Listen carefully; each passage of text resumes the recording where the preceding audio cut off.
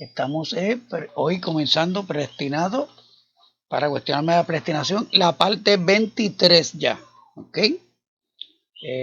Eso significa que la semana que viene van 6 meses ya que estamos transmitiendo esta serie. Y estamos en la séptima parte de cómo Berkov construyó sus definiciones.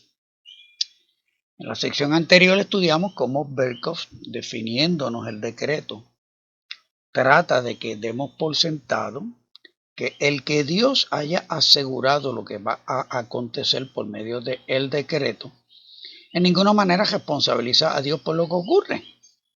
O sea, en todo el proceso Él está tratando de condicionarnos, que no se nos ocurra tal idea descabellada como que Dios es responsable de lo que pasa.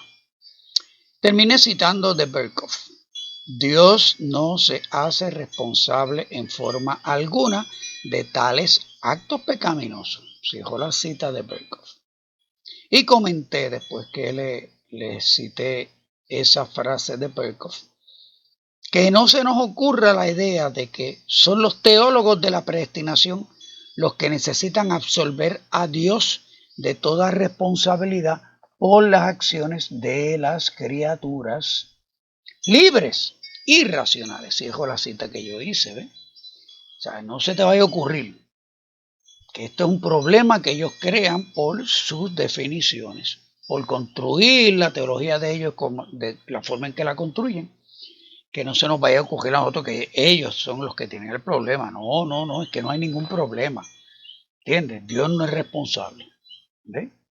Por el pecado y la maldad de las criaturas libres, porque son libres para pecar, ¿entienden? Por lo tanto, Dios no tiene la culpa, ¿verdad? Y como ya les definí anteriormente, de ninguna manera son libres. Si tú la única opción que tienes es pecar, eso no es libertad de nada.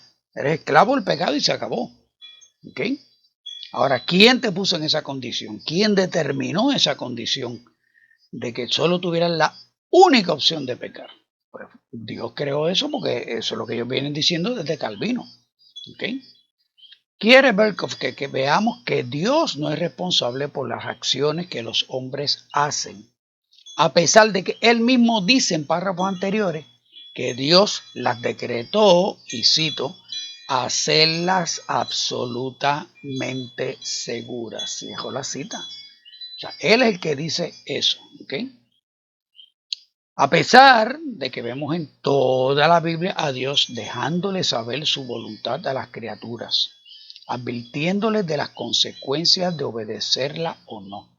Y Dios cumpliendo las consecuencias, tanto bendiciendo al que obedece como castigando al que desobedece. Eso es lo que vemos en toda la Biblia. Y a pesar de que nunca vemos a Dios cuando expresa su soberanía, aclarando que todo ocurre bajo su control, Dios no está aclarándose en ninguna parte de la Biblia. Él es soberano, interviene cuando da la gana. Pero en ningún sitio decimos, no, aunque ustedes no me vean por ahí interviniendo, yo como quiera, todo lo que está pasando es porque yo estoy haciendo que pase. No, Dios no aclara eso en ninguna parte. ¿Ok? Y a pesar de que no vemos a Dios aclarando que siendo Él quien creó las condiciones para la obediencia o desobediencia, no lo vemos. En ninguna parte de la Biblia dice eso. Y a pesar de que sí vemos que toda la responsabilidad recae sobre las criaturas, Berkov quiere que veamos en la Biblia que Dios decretó y aseguró el pecado de sus criaturas, pero que no es responsable. Dios no tiene que aclararlo, porque Dios no aclara lo que la narración da por sentado. Por ejemplo, Dios no aclara ni da pruebas de su existencia. En el principio creó Dios los cielos y la tierra, dice en Génesis 1:1. Y en Juan 1:1, en el principio era el verbo, y el verbo era con Dios y el verbo era Dios. Dios está, punto, aparece ya, Él está ahí, ha estado siempre. ¿Lo aceptas o no? Pero sin fe es imposible agradar a Dios, porque es necesario que el que se acerca a Dios crea que le hay y que es galardonador de los que le buscan. Hebreos 11:6. O sea, Dios da por sentado que el que se acerca a Él ya tiene que aceptar que Él está ahí, que Él existe. Dios no se toma la más mínima molestia de demostrar su existencia en ningún lugar de la Escritura. ¿Ok? No lo hace. Y todo lo que vemos en la Escritura, Dios manifestado, tú lo puedes dudar, lo puedes rechazar, lo puedes negar. ¿Ves? Si quieres. Ahora, ¿tú quieres acercarte a Dios? ¿Tú quieres conocer a Dios? ¿Tú quieres creer en Dios? Pues sencillamente, como dice ahí, si te acercas a Dios, te acercas creyendo que ya Él está ahí y que es galardonador, va a recompensar a los que le buscan. Si ese es tu punto de partida, estás hecho. ¿Okay? Pero Dios te manda eso, esas son las condiciones que Él pone para acercarse a Él. ¿Okay? Entonces, de la misma manera que Dios no da explicaciones de su existencia, Dios no tiene que aclarar que Él no es responsable de las acciones que Él aseguró que ocurrieran con su decreto, porque eso no está en la narración, ni tampoco está en la Biblia. La narración describe un Dios soberano que creó unas criaturas con voluntad y por lo tanto con la capacidad de desobedecerle, porque las quiso crear libres para relacionarse y amar a su creador. Esto como que lo escribí medio mal. Las quiso crear libres para que pudieran relacionarse y pudieran amar a su creador. Eso es lo que debe decir ahí. ¿Sí? Pero Berkhoff y los teólogos de la predestinación, al concebir un esquema de destino, futuro y determinismo para explicar la creación, son los que tienen que aclararnos por qué Dios no es responsable por decretar que todo va a acontecer según su decreto y cómo no es responsable o causa de las cosas que ha decretado que van a ocurrir. Inevitable e irreversiblemente. Veamos la última pieza del rompecabezas que nos da en su definición del decreto este señor Berkhoff. Él ha venido definiendo el decreto, ¿verdad? Y esta es la última que voy a citar de él. El decreto para actuar no es el acto mismo. ¿Okay? Aquí nos va a explicar algo del decreto para convencernos de que el decreto es lo máximo, punto. Eso es la causa y la raíz de todo. Abro la cita de Berkhoff. Los decretos son manifestaciones y ejercicios internos de los atributos divinos que convierten en seguro el futuro de las cosas. Pero este ejercicio de la volición inteligente de Dios, volición pudiera traducirse como la intención inteligente de Dios, no debe confundirse con la realización de sus objetos en la creación, providencia y redención. El decreto para crear no es la creación misma, ni el decreto para justificar es la justificación misma. Se debe hacer distinción entre el decreto y su ejecución. Que Dios esté ordenando en tal forma el universo que el hombre tenga que seguir determinado curso de acción es cosa enteramente distinta de que Él le ordene que lo haga así. Los decretos no están dirigidos al hombre, ni son de la naturaleza de una medida legal, ni tampoco ejercen compulsión u obligación sobre las voluntades de los hombres. Cierro la cita. ¿What? A ver si entiendo. Los decretos que convierten en seguro el futuro de las cosas no debe confundirse con la realización de sus objetos en la creación. O sea, porque el fósforo no es el fuego, la gallina no es el huevo, el rayo no es el trueno, el resbalón no es la caída, la espina no es la hincada, etcétera, etcétera, etcétera. El decreto que asegura que algo va a ocurrir no tiene nada que ver con lo que ocurre. Por la lógica con la cual entendemos causa y efecto, intención y responsabilidad, premisa y conclusión, no puedes entender la teología de la predestinación. O sea,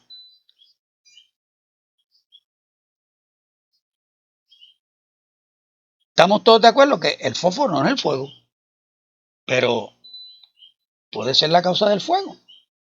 Estamos de acuerdo que la gallina no es el huevo, pero ¿de dónde salió el huevo? ¿Quién puso el huevo? Estamos de acuerdo que el rayo no es el trueno, ¿verdad? Tú ves allá el resplandor y al rato viene el trueno. Estamos de acuerdo con eso. Pero el trueno viene de ese rayo, ¿no? Estamos de acuerdo que el resbalón no es la caída, pero, oye, si resbalaste, yo creo que te vas a caer, ¿no? La espina no es la hincada, pero ¿quién te hincó? La espina, ¿verdad? Entonces, pues por esa lógica, ok, es verdad, o sea, la causa no es el efecto, pero el efecto no existe sin la causa. Pero por esa lógica, que entendemos causa y efecto, intención y responsabilidad, premisa y conclusión, no puedes entender la teoría de la predestinación, no. Eso es así allá en el mundo acá, como tú bregas, tú sabes, pero acá en la teología de la predestinación, no. Tú tienes que entender esto de otra manera totalmente distinta, es otra lógica, otro razonamiento, ¿ves?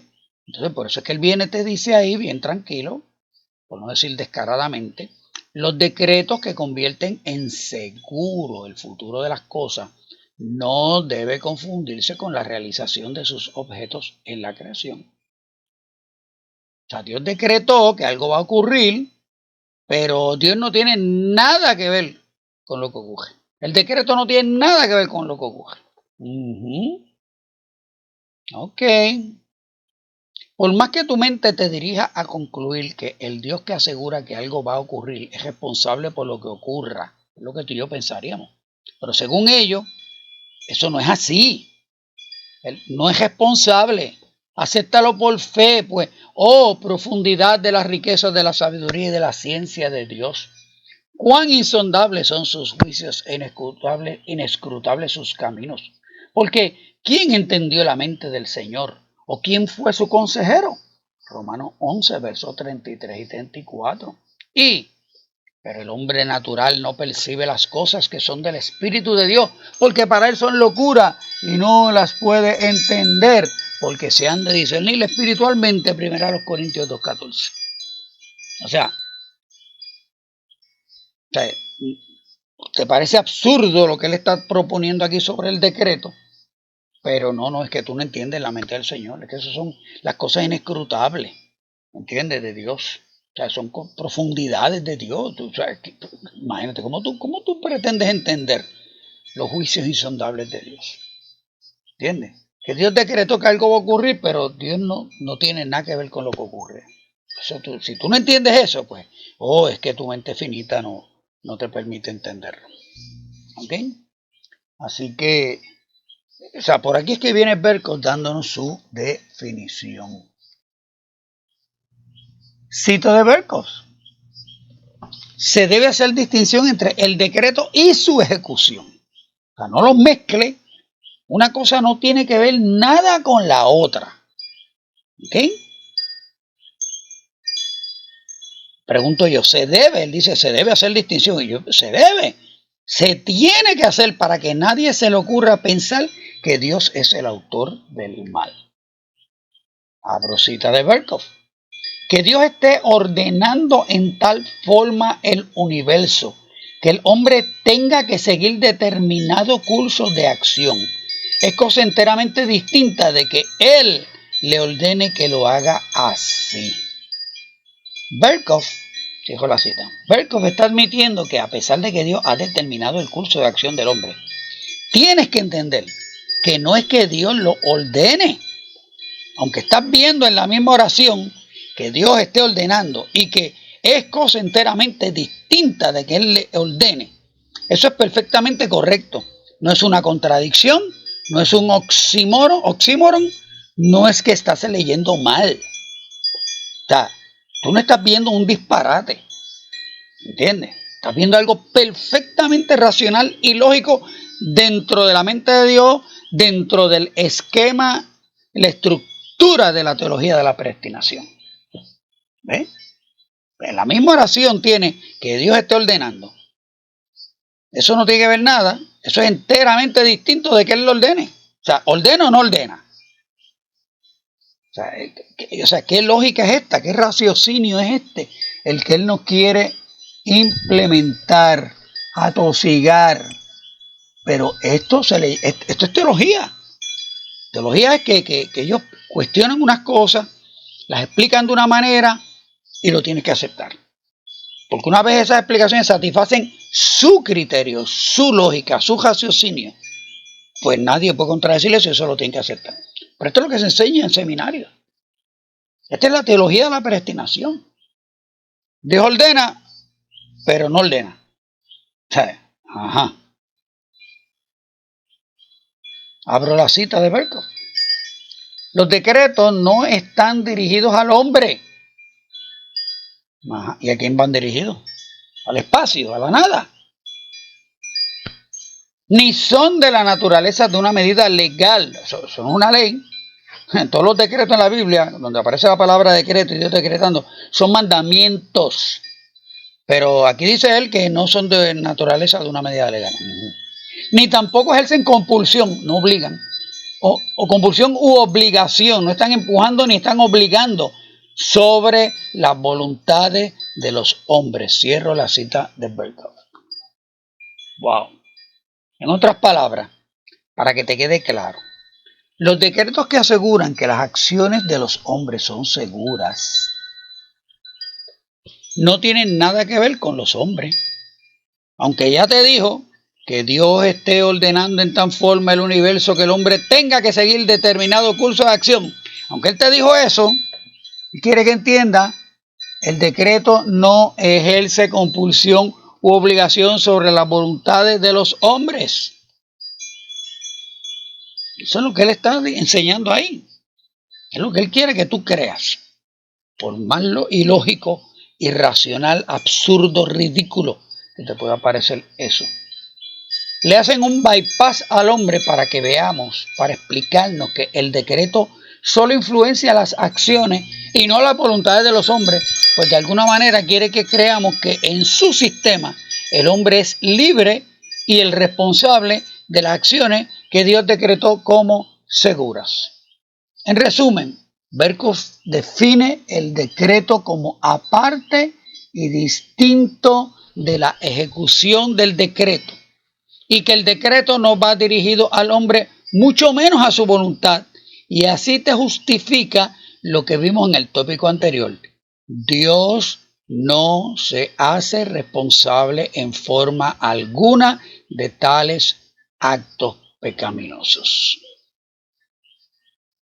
Lo curioso de todo esto es que si yo, Pedrito, en mi serie de Predestinado para cuestionarme la predestinación, si yo propongo que Dios creó a los seres con voluntad y por lo tanto libres, y Dios no limitó ni creó una acción en particular para ser ejecutada en el tiempo, sino que creó la posibilidad para que se pudieran producir todas las acciones que cada ser escogiera ejecutar, y que creó un plan para que cada ser decidiera entrar en ese plan.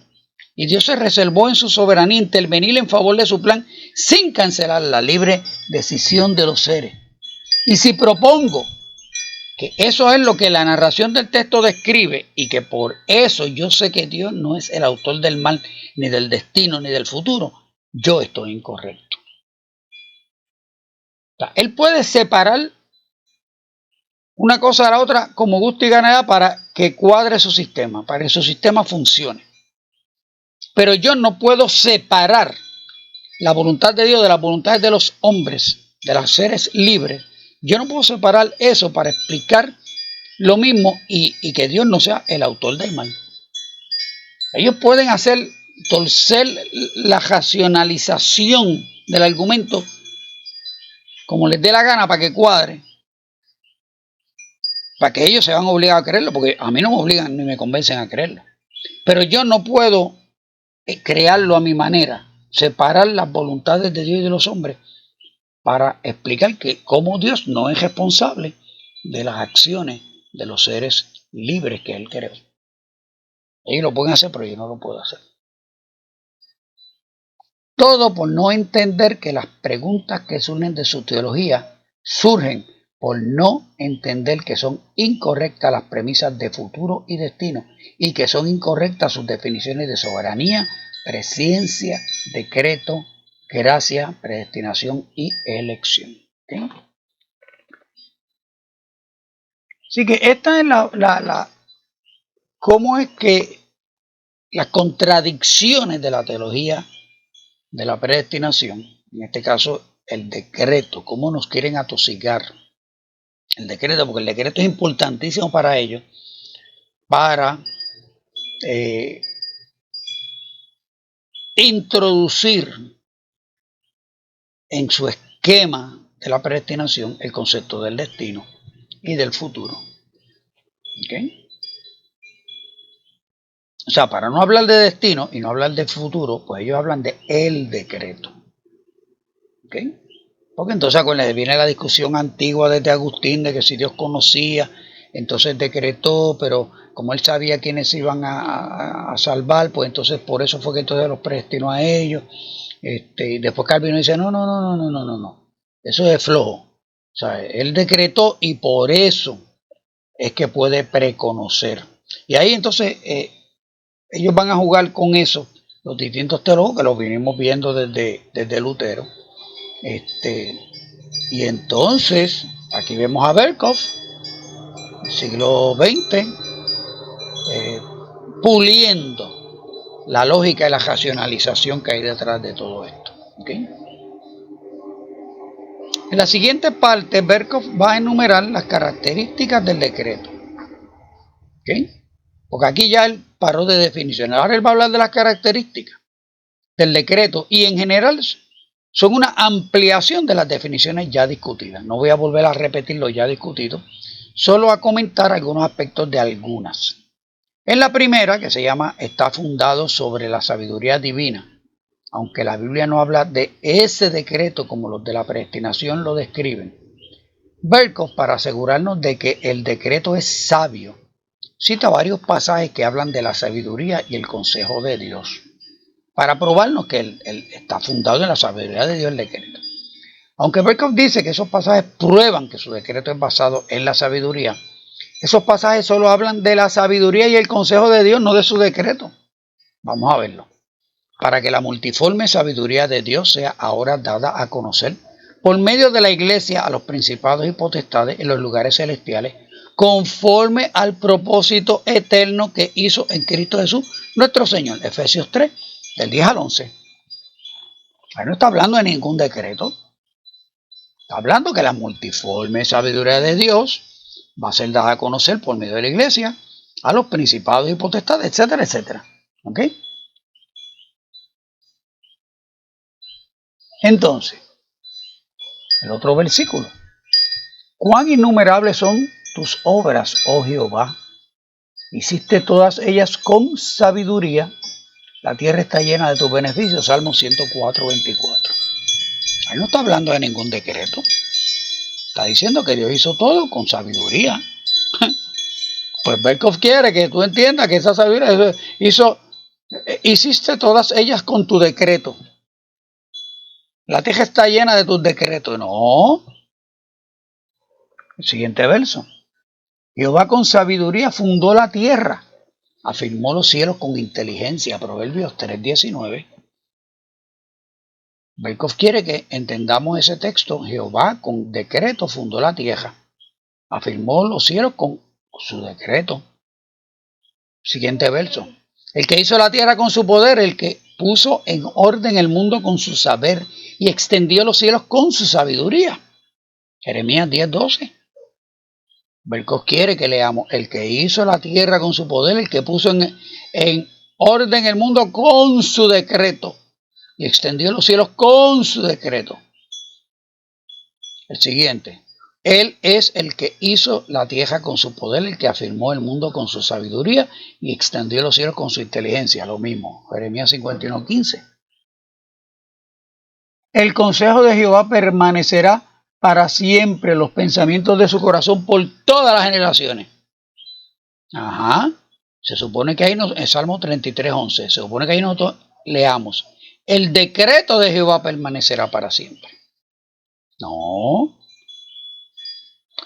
El siguiente, muchos pensamientos hay en el corazón del hombre, mas el consejo de Jehová permanecerá. Proverbios 19:21. Berkhof quiere que leamos muchos pensamientos en el corazón del hombre, mas el decreto de Jehová permanecerá. No, ninguno de esos textos está hablando del decreto. Está hablando de la sabiduría de Dios y cómo esa sabiduría Dios la utiliza o está manifestada, grabada en su creación y en lo que Dios hace. En estos pasajes te prueban, según Berkhof, que el decreto está fundado en la sabiduría de Dios. Y para reforzar el argumento dice, abro su cita, habrá mucho en el decreto que sobrepasa el entendimiento humano y sea inexplicable para la mente finita, pero nada se hallará en él que sea irracional o arbitrario. Dios formó su determinación con sabia visión y conocimiento. Cierro la cita de Berkhof. En otras palabras, lo que él te está diciendo con esta declaración, si lo que él propone no te explica cómo Dios no es el autor del mal, es porque sobrepasa el entendimiento humano y es inexplicable para tu mente finita, aunque no veas el decreto absoluto en la Biblia, aún después de que la teología de la predestinación te ha dicho que no está. Te ha dicho en dónde está ese decreto. ¿Ok? Seguimos. En la segunda parte de las características que él menciona, dice, el decreto es eterno. Ya lo vimos anteriormente, si Dios es eterno, es lógico que todo en su mente es eterno. En la tercera, el decreto es eficaz. Lo que yo entiendo es que el decreto es el destino. Y te pone la cita del doctor, y la traigo, ¿verdad? Le di copy-paste, del doctor A.A. Hodge. Dice el doctor A.A. Hodge, ¿verdad? Para explicar que el decreto es eficaz. El decreto mismo previene en cada caso que el evento se efectuará mediante causas que actúen en una forma perfectamente consistente con la naturaleza del evento de que se trata. En otras palabras, él te está diciendo, este señor Hodge, que las cosas no van a pasar por causa y efecto. ¿Verdad? O sea, nosotros vemos la naturaleza, vemos el mundo físico que responde a unas leyes, causa y efecto. No, eso no pasa porque responde a unas leyes físicas con las cuales Dios puso a funcionar el mundo material. No. Es el decreto. Número 1. De esta manera, en el caso de cada acto libre de un agente moral, el decreto previene al mismo tiempo que la gente será libre. ¿Me entendieron eso? Cada acto libre de un agente moral, el decreto previene al mismo tiempo que la gente será libre. O sea, te está diciendo que ese acto de ese agente libre no es libre. Número 2. Que los antecedentes de este y todos los antecedentes del acto de que se trata serán tal como son. Según yo entiendo eso, él nos está diciendo que tal cosa como una cadena de sucesos que desembocan en un efecto final, no, eso no es así, eso no es así que está ocurriendo, ¿ok? 3. Que todas las condiciones presentes del acto serán tal cual son. No es así, no es lo que tú ves. Número 4. Que el acto será enteramente espontáneo y libre de parte de la gente. No, ese acto no es porque la criatura hizo que ocurriera, no. Eso responde al libreto del decreto. 5. Y que con toda seguridad el acto será el que tiene que ser. Aunque el punto 4 me parece otro ejemplo de cómo dislocan la lógica en sus propios argumentos, no veo diferencia entre lo eficaz del decreto y el concepto del destino. ¿Verdad? Lo que este señor Hodge trata de explicar en esta declaración, en esos 4 puntos, es el destino. Es que vemos que todo ocurre de acuerdo al destino. En la cuarta característica, que se titula el decreto es inmutable, también es lógico y bíblico. Si Dios no cambia, no cambian sus propósitos. Lo que sí hemos visto, y los teólogos de la predestinación no, Es que vemos a Dios cambiando sus planes en situaciones en la Biblia, en donde Dios ha actuado según la actuación de los hombres o ha hecho excepciones en algunos casos, ¿ok?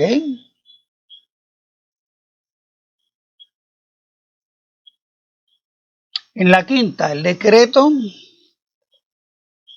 Ok, estaba diciendo que cuando él habla de que en las características del decreto, que el decreto es inmutable, le está diciendo que en la Biblia vemos casos que siendo Dios inmutable, vemos a Dios cambiando de acción según la acción de los hombres.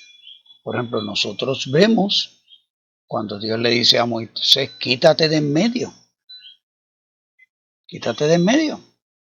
Yo voy a destruir este pueblo. Y Moisés se para frente a Dios y le dice, no, ¿con qué vas a hacer tú a tu grande nombre? ¿Qué dirán tus enemigos de ti si destruyes este pueblo? Arrepiéntete de este mal que has pensado hacerle. Y dice que Dios se arrepintió de hacerle el mal que dijo que le iba a hacer a los hijos de Israel. ¿Okay? Hemos visto a Dios cambiando su acción. Pueden ir a la parte 20 de la serie, en donde discuto algunos ejemplos en donde se contradice el decreto absoluto de Dios. Puse varios ejemplos en esa parte 20, en donde Dios se ve la intención, el propósito, la presencia de Dios sobre algo y no se cumple, no ocurre. ¿Okay? En la quinta, el decreto es incondicional o absoluto. Es curioso que proponen lo que yo propongo, que los medios de la salvación fueron predeterminados desde la eternidad. Claro, a esto ellos le añaden que la salvación y la perdición de cada uno fue predeterminada. Pero lo que él describe ahí es lo mismo que nosotros proponemos, que lo que Dios predestinó fueron las condiciones para la salvación, no que predestinó a los que se iban a salvar, que son dos cosas muy distintas. En la sexta característica se titula es universal o que lo abarca todo, dice él, y abro la cita. El decreto incluye todo lo que tiene que suceder en el mundo, sea que corresponda al reino físico o al moral, sea que se trate del bien o del mal. Y te pone ahí la cita de Efesios 1:11. Y te va a dar otro ejemplo. Incluye las buenas acciones de los hombres, Efesios 2:10. Incluye sus actos malvados, Proverbios 16:4, Hechos 2:23, Hechos 4:27 y 28. Los eventos contingentes, o sea, cosas que van a pasar que aparentemente son malas o que no tienen una explicación. No, eso es que Dios las programó desde antemano, ¿ves? Proverbios 16:33. Los medios tanto como el fin. Salmo 119:89 al 91. Segunda de los Tesalonicenses 2:13, Efesios 1:4. Dios programó, decretó la duración de la vida del hombre, Job 14:5, Salmo 39:4. Y Dios decretó el lugar de su habitación, Hechos 17:26. Hay dos problemas en esta aseveración. Primero, que contradice todo lo que se dijo para exonerar a Dios de toda responsabilidad por los pecados de todos los seres, a menos que se introduzca como excepción todo lo anterior de que Dios no ejerce el decreto sobre las voluntades de los hombres. Porque lo que dice aquí para nada absolve a Dios por los pecados del hombre, a menos que ya tú de antemano, lo que él puso en la definición que expliqué al principio del programa, que el decreto de Dios no tiene que ver nada con las acciones de los hombres, con las voluntades de los hombres. Okay. El segundo problema que tiene esta aseveración es que en todos los textos mencionados aquí, ninguno sugiere que todo lo que sucede es porque ha sido decretado. Hablan de cosas que Dios hace por o para un propósito, temporalmente. El más que suena a decreto absoluto es Proverbios 16:4, que dice, todas las cosas ha hecho Jehová para sí mismo, y aún al impío para el día malo. Vamos a analizar esto. Todas las cosas ¿verdad? Porque suena a decreto eso. Todas las cosas incluye el mal y las acciones malas de sus seres, si damos por cierto todo lo que se nos ha dicho del decreto. Ese texto se tiene que referir a eso si todo lo que nos han dicho el decreto es cierto. Cuando añade y aún al impío para el día malo, suena como que confirma el decreto, pero si analizamos nos da otra posibilidad. ¿Se puede analizar algo tan contundente en favor del decreto? Lo primero es preguntarse, ¿creó Dios al impío? Eso es lo que dice ahí. Pero si usamos hermenéutica, tenemos que ir a ver qué dice la Biblia sobre eso. Y es el mismo Salomón que nos da otra aseveración. Eclesiastés 7:29. He aquí solamente esto he hallado, que Dios hizo al hombre recto, pero ellos buscaron muchas perversiones. A esto le añadimos Eclesiastés 3:11. Todo lo hizo hermoso en su tiempo y ha puesto eternidad en el corazón de ellos, sin que alcance el hombre a entender la obra que ha hecho Dios desde el principio hasta el fin. Vemos en estos dos textos que ni Dios creó al impío, ni creó la maldad o lo malo. ¿Creó Dios el día malo? ¿Creó Dios el Seol o el Hades? Sí.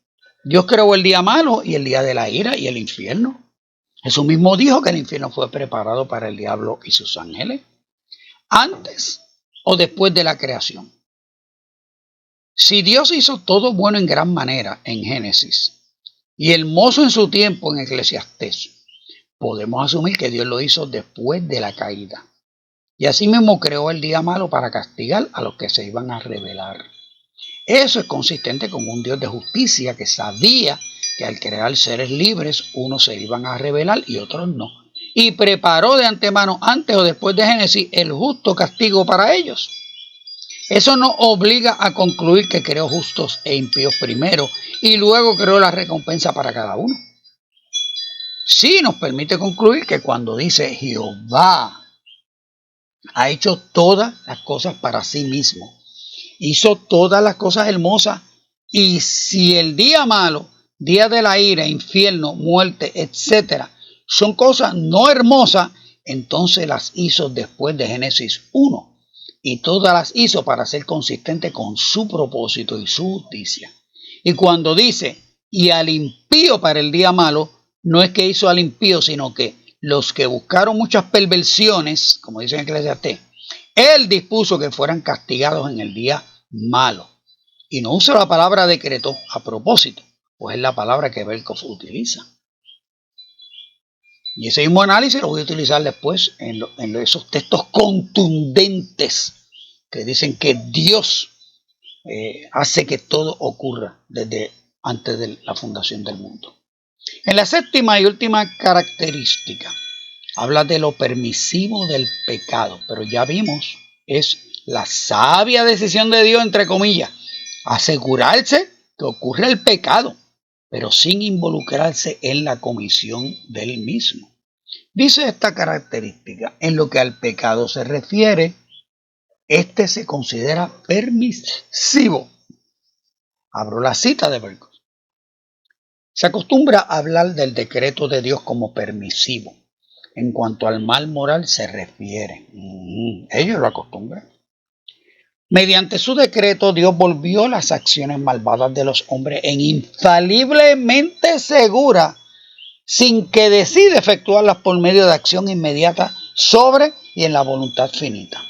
Esto significa que Dios no obra positivamente tanto el querer como el hacer cuando el hombre va en contra de la divina voluntad revelada.